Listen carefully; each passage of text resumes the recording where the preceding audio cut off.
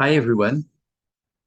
So, some time ago, I read a quite interesting article about something that happened in some place in our planet. Unfortunately, I cannot now quote properly this article. It was about the way, in some places, Buddhists, Muslim, and Jews were interacting in a very fruitful, nice, pleasant way. Families of each other were visiting other families.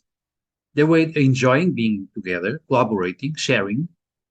And then there was this sort of invasion from Western culture and Western economy and Western corporations, of course. And those corporations sort of destroyed local cultural references. They sort of destroyed the local cultures, imposing their products. They destroyed local commerce. And then what happened is that mostly the young people who lost their roots to some extent went for radicalization, mostly inside their religion beliefs. They took what was remaining of their traditions, radicalizing them or themselves, and then they were moving against other cultural and religious groups in a very aggressive way, literally producing social war with real deaths, real wounded people, real losses. I would say this is an example of what might happen when we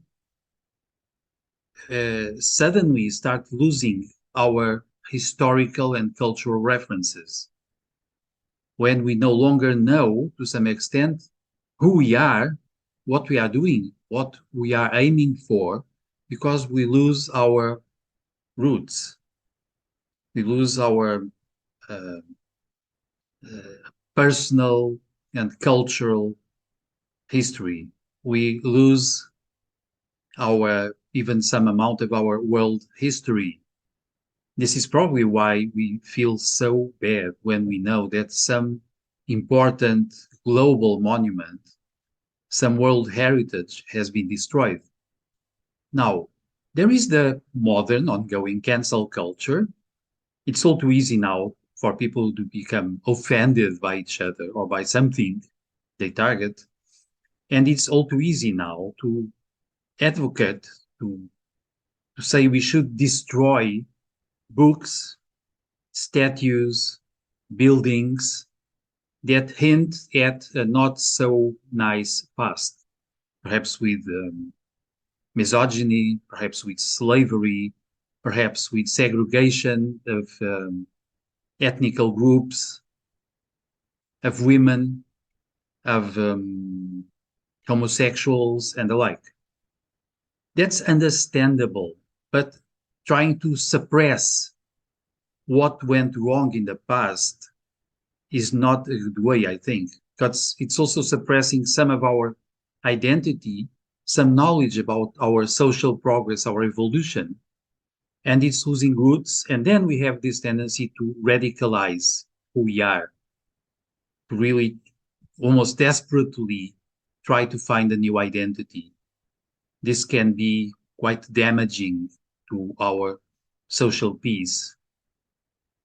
Then, of course, I think there are some hidden groups, or not so hidden, some very powerful people in the world who actually are interested that we lose our roots, that we no longer know who we are, where we are coming from, how to evolve, partially because in the recent European and global evolution, we have democracy, we have some amount of freedom, freedom of expression, of movement, of speech, and perhaps some social forces do not want that.